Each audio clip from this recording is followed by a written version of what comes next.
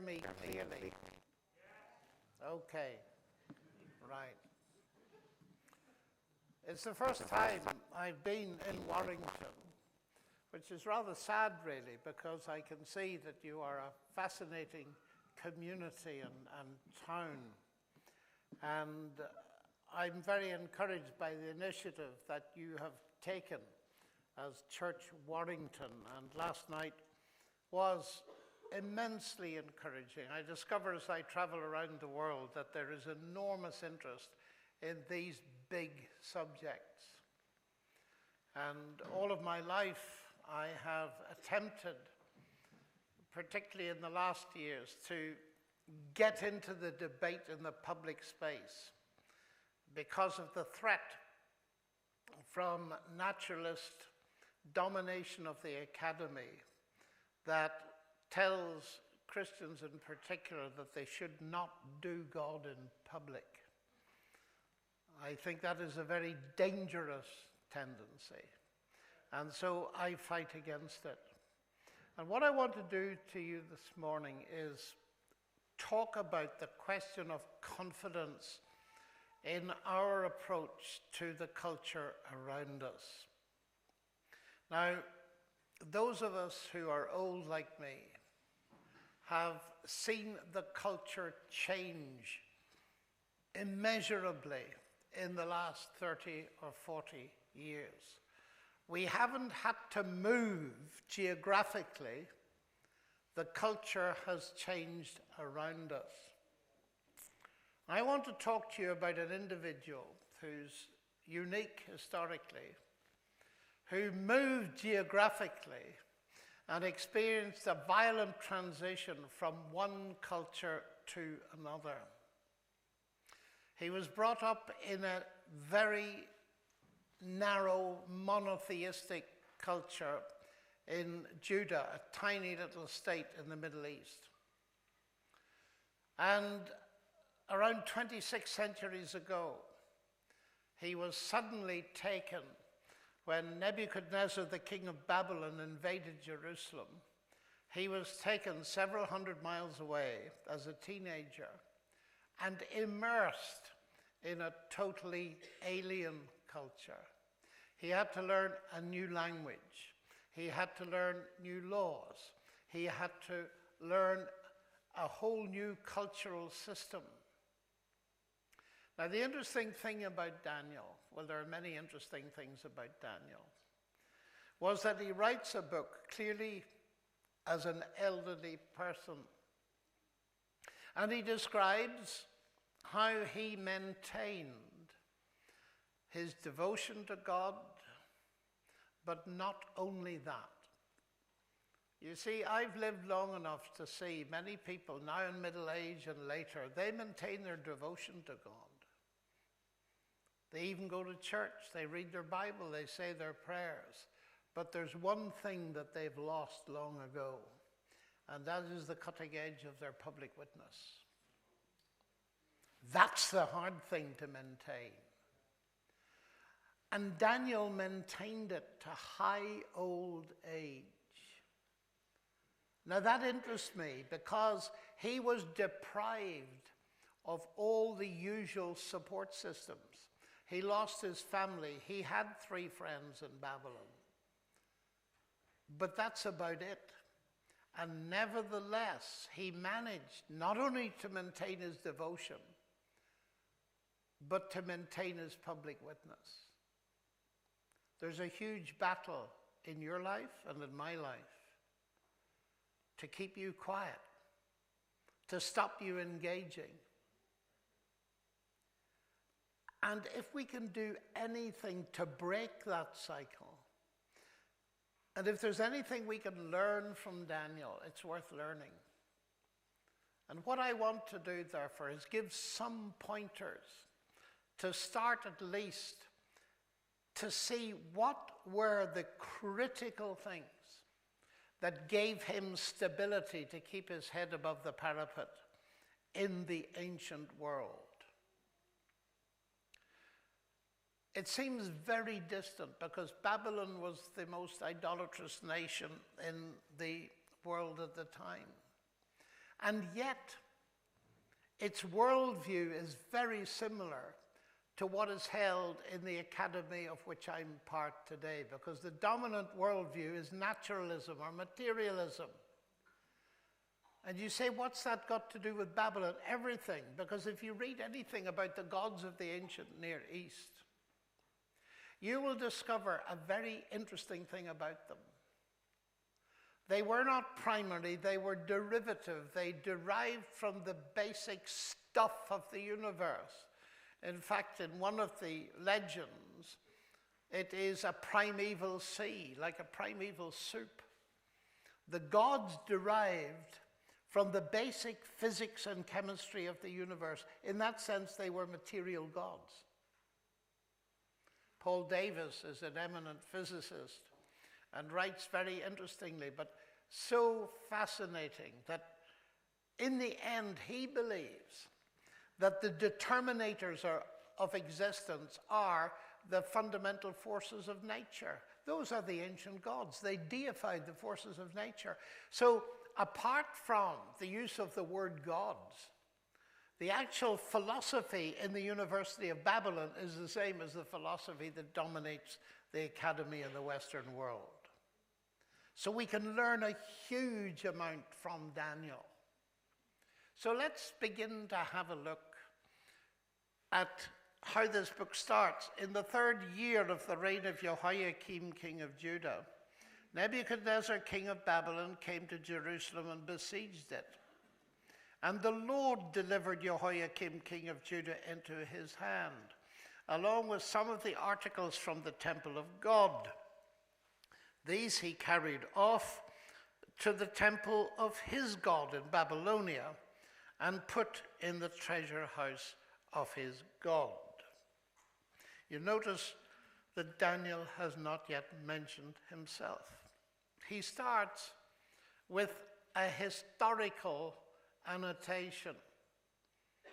In a certain year of King Jehoiakim, who was king of Judah, this tiny state, the great emperor of the vast empire of Babylon came and besieged Jerusalem.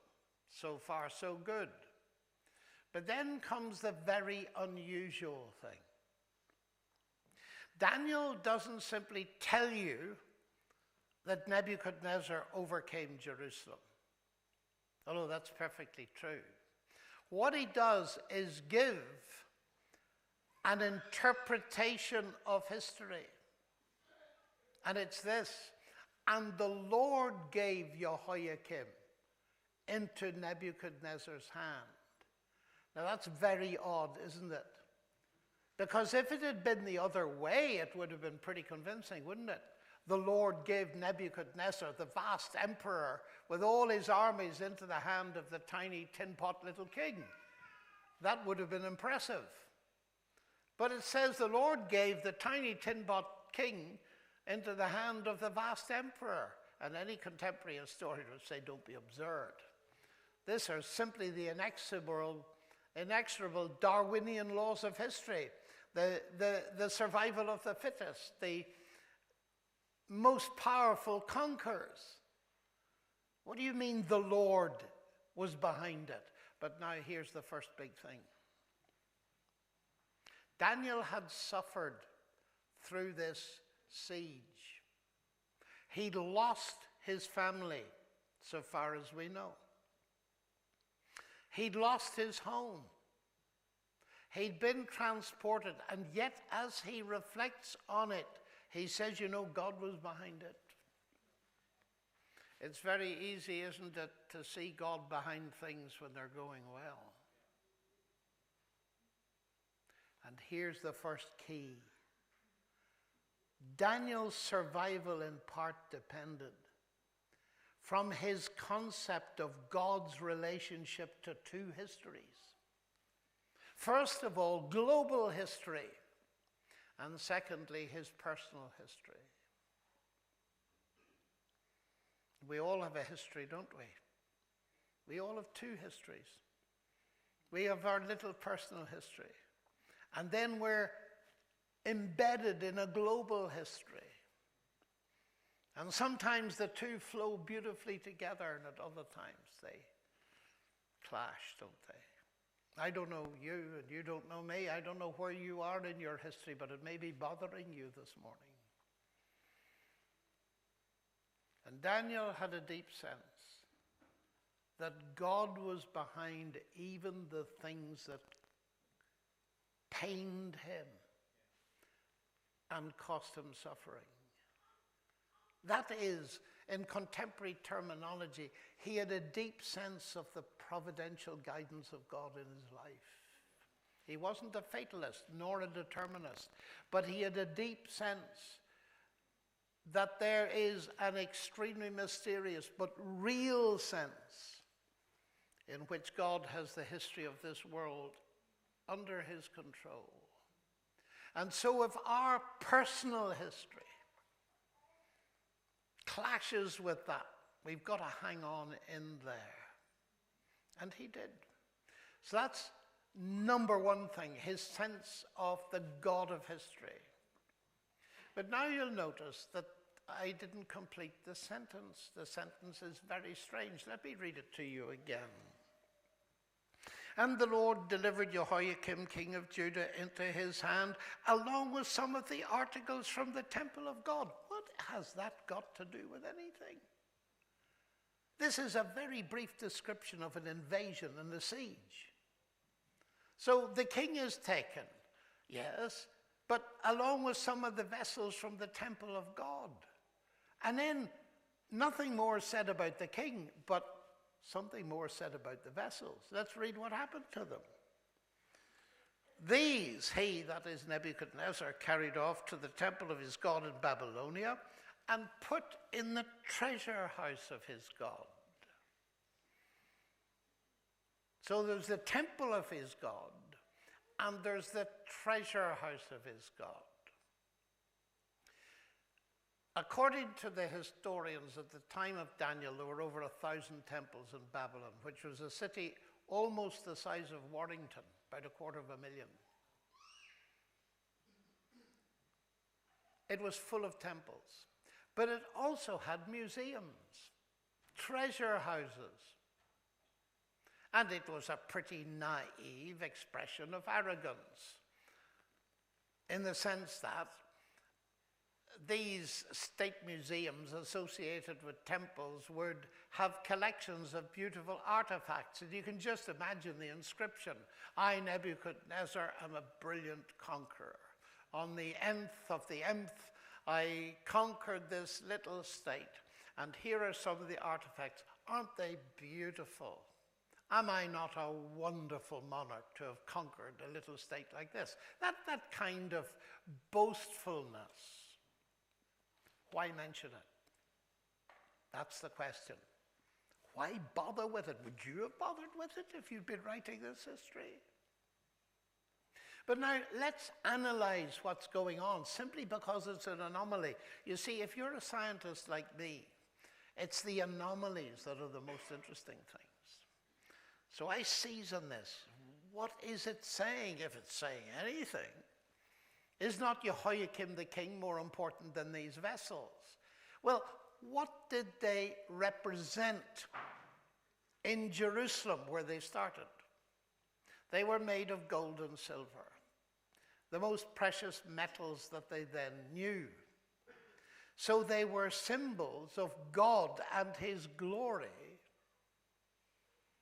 Now, what do you put in a treasure house? Obviously, things of value.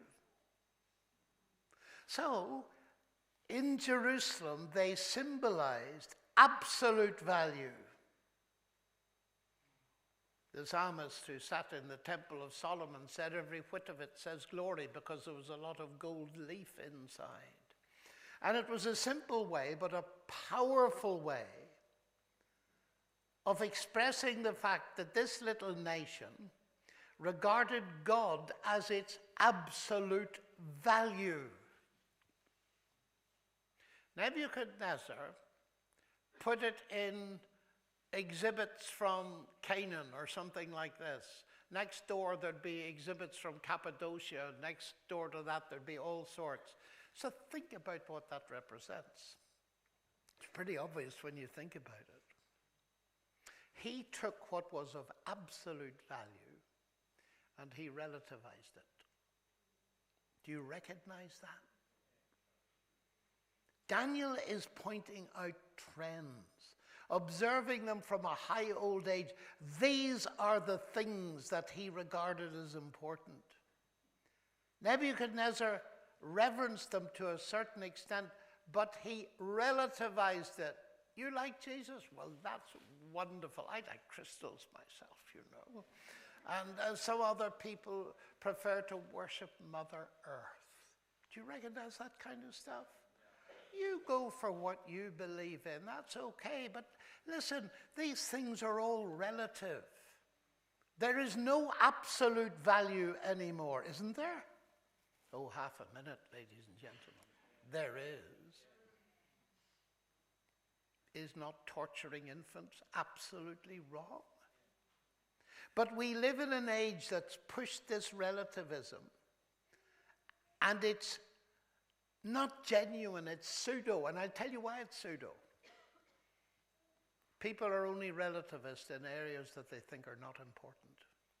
And sadly, one of those areas is the area of ethics and values. If I can get away with it, I will. Not is it right or wrong. Here's secret number 2 of Daniel's stability. Firstly, he had a sense of God of history, global history, his history. Secondly, he had a value system that was anchored outside of his own experience in the transcendent creator God. Have you? Or does your ethical value vary as to your situation in life? The Christian version of this is, Our Father, which art in heaven, hallowed be your name. That is setting apart the name of God as the supreme value. We need to recalibrate our value systems all the time because they're being eroded. We don't even realize it when they're eroded and relativized because society all around us, 24/7, is pumping us full of relativized values and even destroying value. If you take it to its extremes, you hear a Richard Dawkins writing, and he's never retracted it so long as I know, but I don't think he believes it, that in this universe there's neither good nor evil, nor any justice. In other words, there's no value. Be careful before you get onto the atheist bandwagon. You know, testing worldviews is very important for all of us, Christian or not. We've got to engage with a world that believes a lot of this stuff, and if we don't know it, we're going to get drowned. That's going to take work. If we're going to engage and make an impact for God, we've got to get out of the ghetto and engage with our fellows. I need that advice as much as you need it, and I'm speaking freely because I don't know you. I'm impressed so far with what I've seen of your engagement in Mornington. But it is important to remind ourselves of these things. And to keep you stable, you'll need 1, a sense of the God of history. 2, a sense of the God-defining values. What next? Well, the king ordered Ashpenaz, chief of his court officials, to bring in some of the Israelites from the royal family and nobility, young men without any physical defect, handsome, showing aptitude for every kind of learning, well-informed, quick to understand, qualified to serve in the king's palace. He was to teach them the language and literature of the Babylonians. The king assigned them a daily amount of food and wine. From the king's table they were to be trained for 3 years, and after that they were to enter the king's service. Among these were some from Judah: Daniel, Hananiah, Mishael, and Azariah. The chief official gave them new names. To Daniel the name Belteshazzar, to Hananiah Shadrach, to Mishael Meshach, and to Azariah Abednego. Nebuchadnezzar was a genius of an administrator and an educator. So now we're going to be introduced to King's College Babylon, where Daniel and his friends were enrolled, probably at the age of 15, because that's what we understand from contemporary history. They were chosen for various reasons, and you notice that their fitness, their health was part of it, their aptitude to learn and all this kind of thing. And they were to be taught two things mainly: the language and the literature of the Chaldeans. That's very interesting. Does our civil service teach literature? I wonder. To its high flyers. And then they were to stand before the king. Now the system was simple. Nebuchadnezzar, when he conquered a region, he rapidly collected the brightest people and brought them to Babylon. He put them through a 3-year education. Perhaps that's where Cambridge and Oxford got the idea from. I'm not sure. And then the best of them he kept in Babylon. The second best were sent back to administer the regions from which they had come, but they went back knowing the Babylonian language and knowing the literature. In other words, knowing the culture. So here is Daniel, offered a brilliant, scintillating education. The Babylonians were light years ahead of Judah in terms of education. I hope you've all visited the British Museum and just been amazed at the progress of the Babylonians. In fact, all of you are Babylonians. Have a look at your wrist. Have you got a watch on it? How many minutes are in an hour? 60. How many seconds in a minute? 60. Where does that come from? Directly from Babylon. Because they worked to the base 60 because they found that 60 was a number that had many whole number divisors. And we still bear the mark of that. The same with geometry, 360 degrees in a circle, and so on. They left our impact. They were very good at mathematics. And doing mathematics in wedge-shaped characters just is beyond my mind to even understand. They could work out things like the square root of 2. They had all kinds of interesting architectural drawings. They were brilliant engineers. They had central heating. They had primitive forms of air conditioning and the movement of water and sewage and all this kind of thing. They'd got nothing of that in Judah, absolutely nothing. And then they were full of ideas. They had vast stores of literature. They were interested particularly in law. The Code of Hammurabi is world famous. And so after Daniel and his friends got over the initial shock, here was a huge opportunity for them. Babylon was a swinging city in every possible way. Its hanging gardens, its art, its music. They had orchestras. One figures in this book, the State Orchestra of Babylon. It was just absolutely spectacular. So what could be wrong with it? That's a question, isn't it? Because what we're meeting here, make no mistake about it, is high and brilliant culture. And please notice Daniel didn't, well, he had no choice, of course, but he didn't form a little monastic clan and go out into the desert and dig a hole for himself and his friends. No, he took the education. And he ended up running the empire. Not only that, he ended up running the empire after it. He's the only man known in history to have run 2 successive empires. Spectacular. And he maintained not only his faith in God, but his witness to God. How do you do that? How do you do that? How do you stand in the culture, yet above the culture? Well, we're about to see. Here were these friends. I like to imagine them. I'm Irish, you know. I've got an imagination. I like to imagine them coming into dinner the first night. And they're sitting, 4 of them on their own, feeling pretty nervous and pretty hurt. And a Babylonian student of some sympathy, let me call him Nabu, sees them and comes over and says, chaps, I haven't seen you around before. My name's Nabu. Oh, nice to meet you. Well, what's your name? Well, mine's Daniel. It's what? Daniel. Never heard that name before. What? I mean, it sounds vaguely Semitic. Is it Semitic? Yes, it is. Actually, it's Hebrew. Oh, I see. Oh, well, I'm very sorry for you chaps. I did hear that Nebuchadnezzar beat you up recently and so on. But now you're here. I mean, forget about the past. It's going to be great, guys. Daniel, though, that's interesting. You see, my name is Nabu, and I'm named after the moon god. What does your name mean? Does it have a meaning? Oh, yes, it does. What is it? God is my judge. Oh, dear, oh, dear. Oh, God is your judge. Goodness, no wonder you were beaten easily by Nebuchadnezzar. Imagine going around thinking God was watching you, and now you hear the voice of Christopher Hitchens at the Edinburgh Festival saying to me, your God is like a North Korean dictator in the sky, watching to see if you're enjoying life and threatening to spoil it.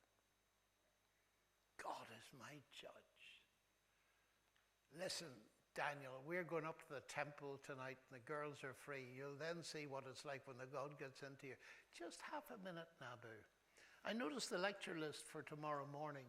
The first lectures are the Code of Hammurabi. And I notice you're enrolled as well. Yes, I am. I hope to be a lawyer. Oh, do you really? That's very interesting. And what next? Well, he said, maybe I'll become a judge. Oh, so you believe in judgment, do you? Where do you get a base for judging, Nabu? And you could just see the argument start, can't you? And Daniel says, look, unless you have a transcendent base for judging, then your values are arbitrary. What base do you have for judgment? And I can just see these friends, and Hananiah says, just a minute, Daniel, we ought to tell him about my name. Well, what does your name mean? God shows grace. Oh, I see, says Nabu. You believe in the grace God, and Daniel the judge God. No, says Mishael. My name means only God is God. He's unique. There is only one God. And then after a bit more discussion, you can see it go, can't you? Azariah says, you'd better hear what my name means. It means God has helped us. Listen, Nabu, this is real. I know we've been taken captive, but just watch us for a few weeks, and you will see that these commitments are real. Do you know you could almost preach the Christian message from those four names? I've done it many times. But they weren't going to be allowed to do it, ladies and gentlemen. No.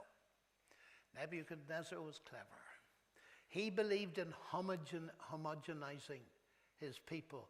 Put them all in blue jeans. That kind of, make them the same. Cut down the tall poppies, as they would say in Australia. So they were given pagan names. And some of them were cruel parodies. Like Mishael was called Meshach, who is like Aku, the moon god, rather than who is like Jehovah, the God of Israel. They were not going to be allowed to identify themselves by their names. What's that all about? Oh, that's about silencing witness, isn't it? As a state policy. Clever, very clever. But actually it's lovely because at the end of the book, Daniel is still called Daniel. His name survived the empire. Yes.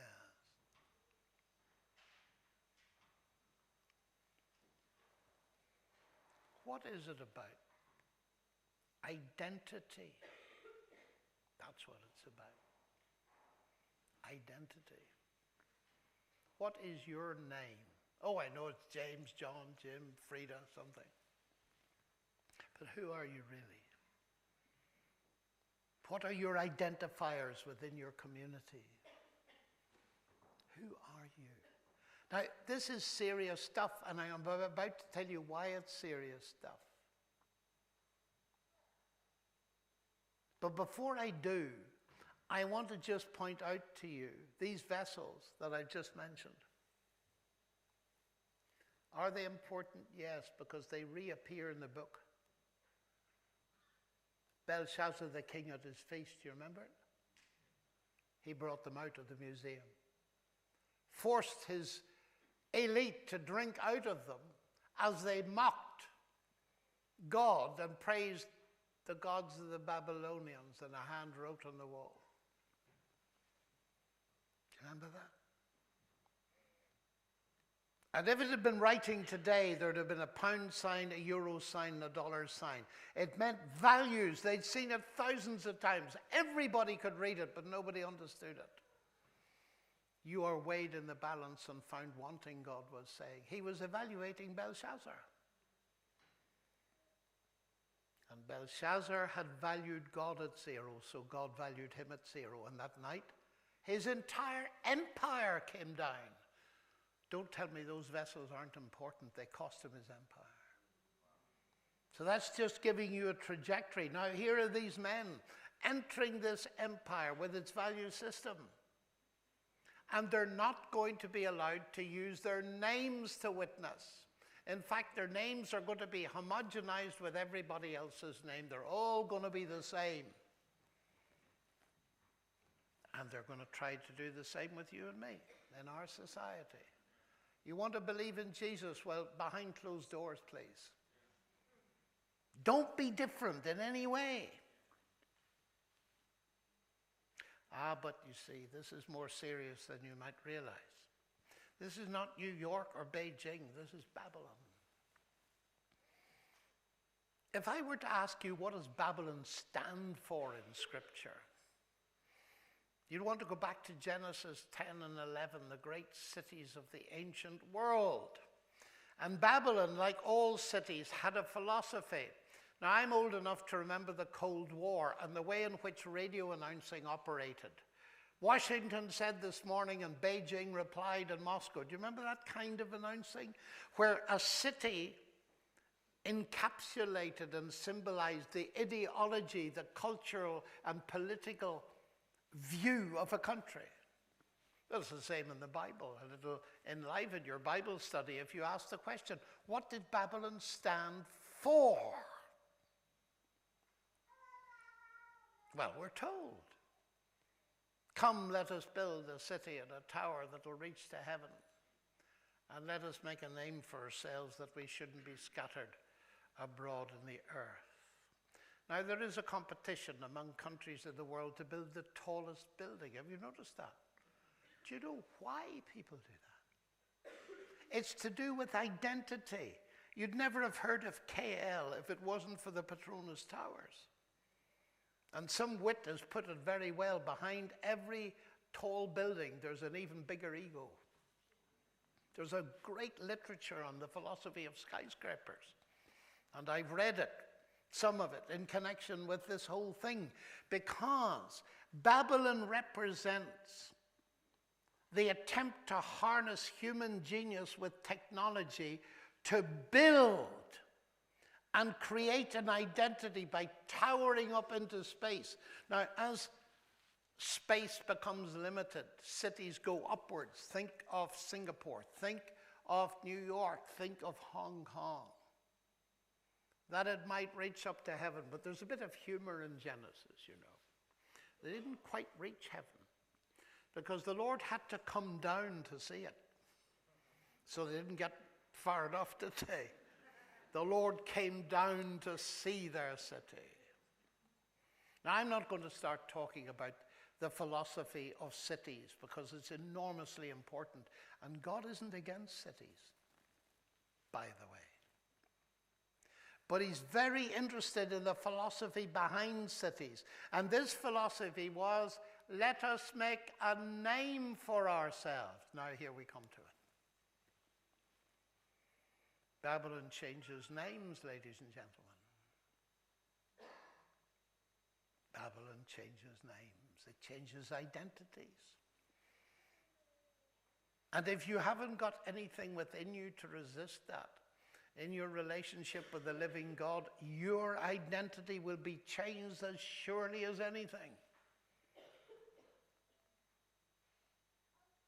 Let us make a name for ourselves. You say, what's wrong with that? I don't think there's anybody in this room that doesn't want to be significant. Is there? But let me contrast it with what happens in the next chapter of Genesis. Because there was a man in that culture, his name was Abraham.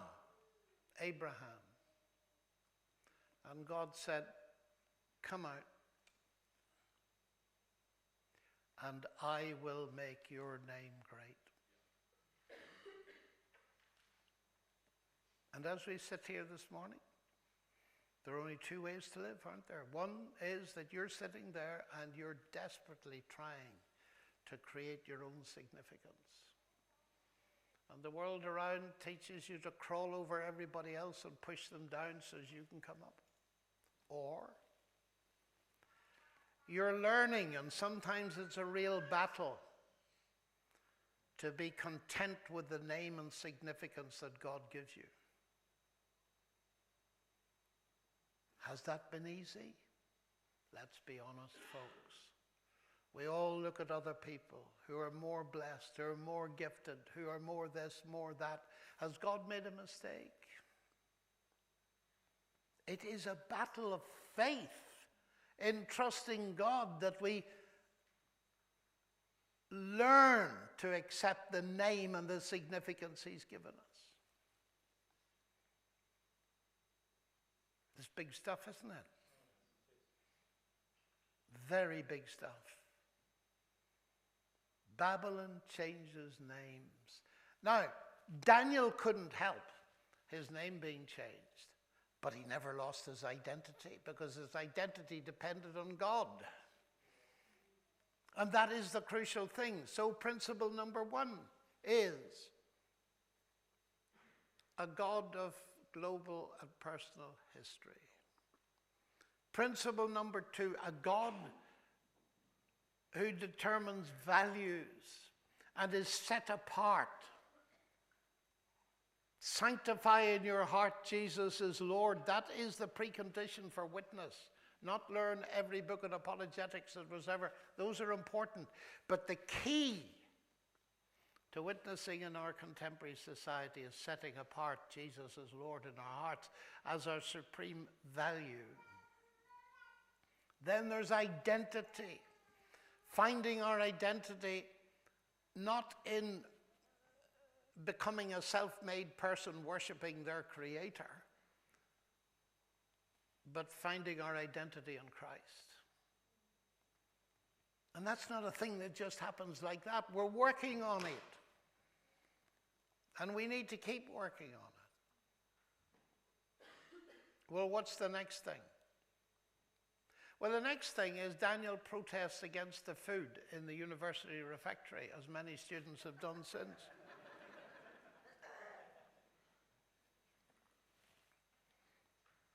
Now, what's it all about? I'm not going to go into the scholarly disputes. I want to cut to the heart of it. The way I read this is very simple.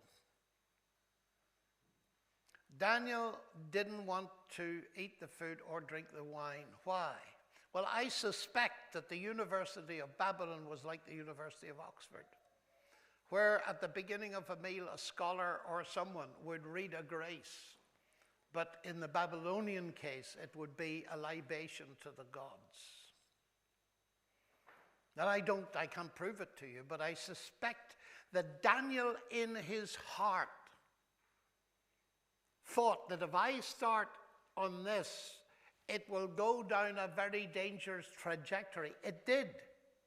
Because you see, the two ingredients in chapter 1 of Daniel are the vessels in the first half of the chapter and the wine in the second half.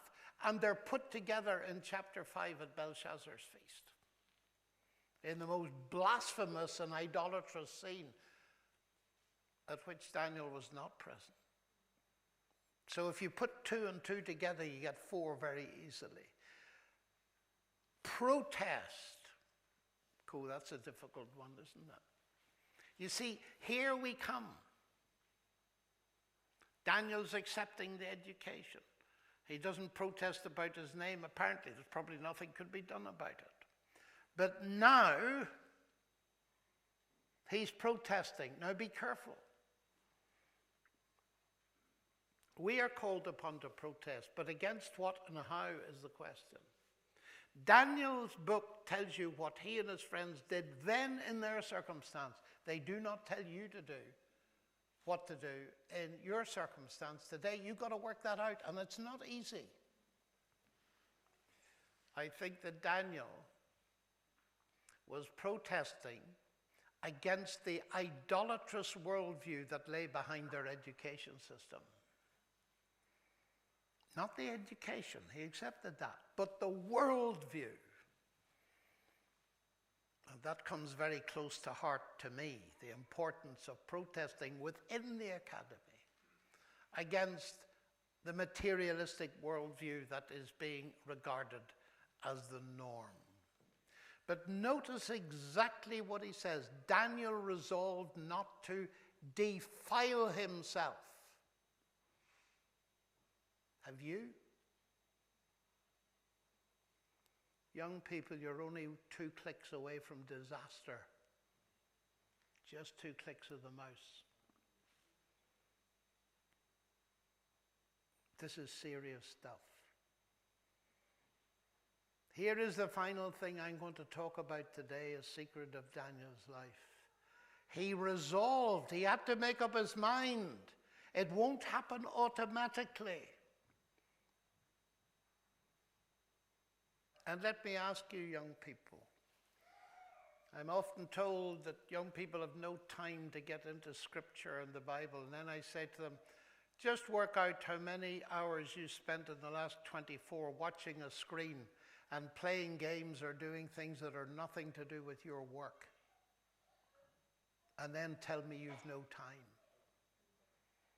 Do you know you're rewiring your brain psychologically? Now we need to get real about this.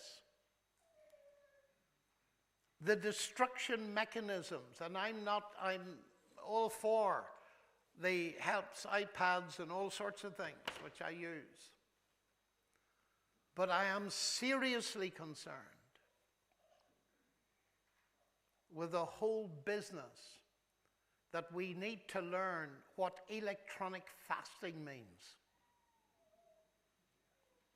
Because we're reducing our capacity for thought to 280 characters. That's serious, you see, because it's inhibiting your capacity to concentrate.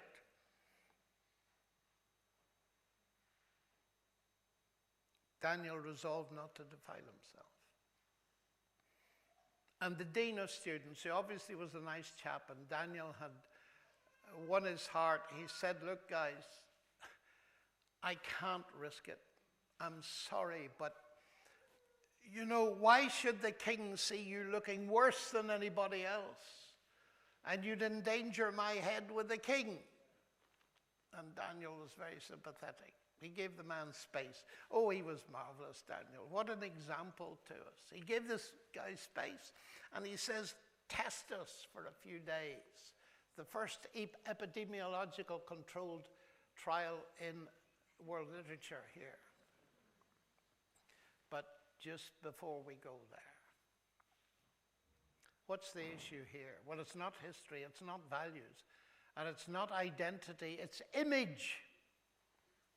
Why should the king see you looking worse? Oh, this is a huge pressure.